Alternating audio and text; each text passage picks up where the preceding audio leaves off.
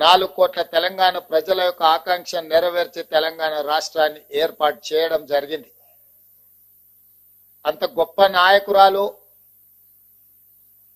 ఈ చరిత్రలో తెలంగాణ ప్రజలు శాశ్వతంగా గుర్తుపెట్టుకునే విధంగా తెలంగాణ రాష్ట్రాన్ని ఇచ్చి 10 సంవత్సరాలు పరిపాలన చేసిన నాయకులు 2014లో రైతులకు ₹1,00,000 రుణమాఫీ చేస్తామని హామీ ఇచ్చి అధికారంలోకి వచ్చి 5 సంవత్సరాలైనా 4 విడతల్లో చేస్తామని, అసలు మిత్తి చెల్లిస్తామని ఆ 5 సంవత్సరాలు రైతులను తప్పుదోవ పట్టించి మళ్ళీ 2018 సంవత్సరంలో కూడా అదే విధమైన ₹1,00,000 రుణమాఫీ మాట ఇచ్చి 5 సంవత్సరాలు పూర్తయినా వారు ఆ హామీని నెరవేర్చలేకపోయినారు.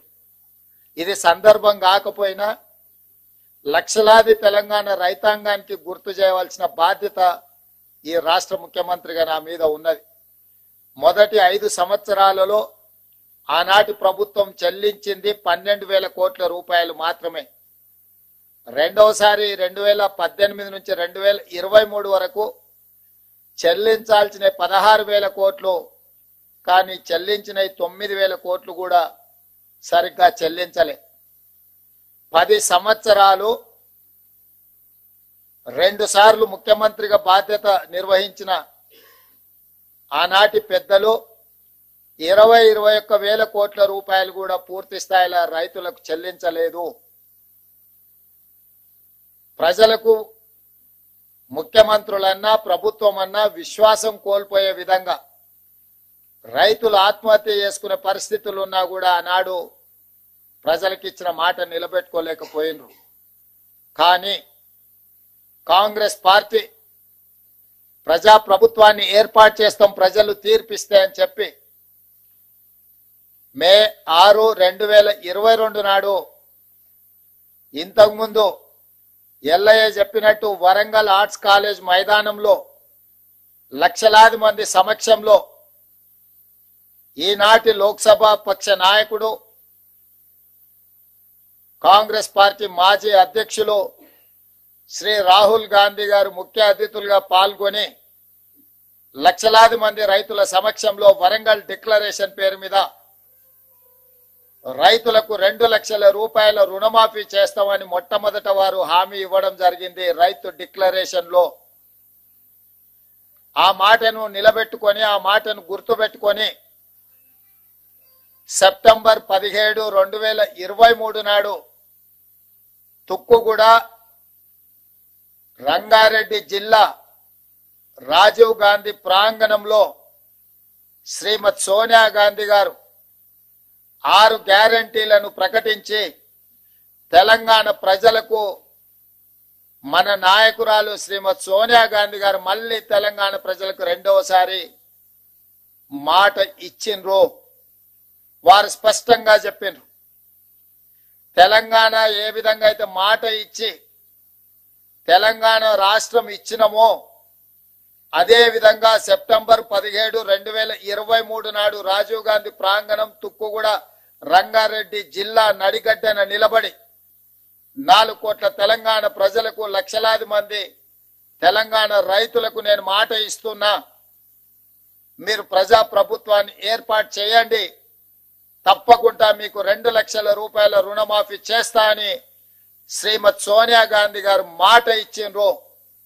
అందుకే ఈనాడు మా ప్రభుత్వం, మా మంత్రివర్గ సహచరుల సంపూర్ణ సహకారంతో రాహుల్ గాంధీ గారు మే 6, 2022 నాడు రైతు డిక్లరేషన్ లో చెప్పిన 2,00,000 రూపాయల రుణమాఫీని సెప్టెంబర్ 17, 2023 శ్రీమతి సోనియా గాంధీ గారు ఇచ్చిన 6 గ్యారంటీలలో అత్యంత కీలకమైన 2,00,000 రూపాయల రుణమాఫీని ఈనాడు ఏఐసిసి అధ్యక్షుడు శ్రీ మల్లికార్జున్ ఖర్గే గారి నాయకత్వంలో ఈ ప్రభుత్వం సచివాలయంలో కూర్చొని ధైర్యంగా, దర్పంగా తెలంగాణ రైతాంగానికి ఈరోజు బ్యాంకర్లు, అధికారుల సమక్షంలో 6,098 కోట్ల రూపాయలను మొదటి విడతగా ₹1,00,000 వరకు అప్పున్న రైతులకు మొత్తానికి ఈ రోజు మీ ఖాతాలో జమ చేసి రైతు రుణ విముక్తి కలిగించి మీరు ఎలాంటి అప్పులు బ్యాంకులో ఉండకుండా మీ పాస్ పుస్తకాలు మీకు వచ్చే విధంగా ఈ రోజు కార్యక్రమాన్ని చేపట్టడం జరిగింది. సంపూర్ణంగా ఇది పూర్తి కావడానికి సహకరించిన మా అధికారులకు, మా సహచర మంత్రివర్గ సభ్యులకు తెలంగాణ రాష్ట్ర రైతాంగం తరఫున నేను కృతజ్ఞతలు తెలియజేస్తున్నా.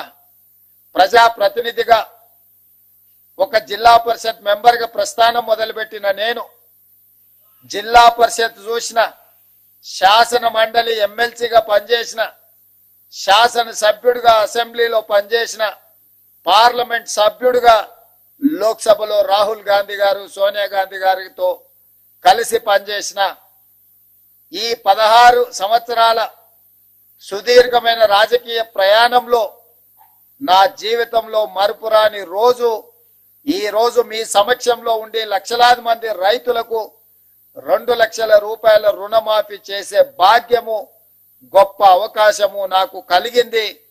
మీకు మనస్ఫూర్తిగా ఈ అవకాశం అందించినందుకు ధన్యవాదాలు తెలియజేస్తున్నా. విదేశాల్లో మన ఆహార ధాన్యాలు ఎగుమతి నిషేధం తొలగిందంటే నేను చేసిన పోరాటం వల్ల. దేశంలో రాష్ట్రాల మధ్య విభజన తొలగిపోయి ఎక్కడైనా రేటు డబ్బుకు ఏర్పాటు జరిగిందంటే నేను చేసిన పోరాటం వల్ల. ఈవేళ విదేశాల నుంచి వంట నూనె దిగుమతి మీద సుంకం విధించి మన నూనె పండించే రైతుల్ని కాపాడామంటే నేను చేసిన పోరాటం వల్ల. ఇవన్నీ కొన్ని వెనక్కి వెళ్ళి మళ్ళీ యుక్రెయిన్ యుద్ధం పేరుతో మళ్ళీ విదేశాలకి ఎగుమతిని నిషేధించారు, మళ్ళీ నూనె మీద మళ్ళీ సుంకం తొలగించారు. కానీ జరిగిన మంచంతా నేను చేసిన పోరాటం, ఏ అధికారం లేకుండా. కాబట్టి నేను గుండె మీద చేసి చెప్తున్నాను రైతుల పక్షపాతిగా. రుణమాఫీ కాదు మీకు మార్గం, ఉత్పత్తి పెరగటం, ఉత్పాదక పెరగటం, మీకు మంచి రేటు వచ్చే విధానాలు చెప్పాలి. పిచ్చి రుణమాఫీ వెనకాల మీరు పడబోకండి. ప్రభుత్వాలు, పార్టీలు వాడి ఓటు కోసం ఏదన్నా చేస్తామంటారు, చివరికి దేశం అధోగతి పాలవుతుంది, మీ భవిష్యత్తు అంధకారం అవుతుంది. సార్, ఇప్పుడు మీరు కలెక్టర్గా ఉన్నప్పుడు హైయెస్ట్ పొజిషన్ ఎంతవరకు వెళ్ళారు సార్? ప్రభుత్వ కార్యదర్శిగా పనిచేశాను.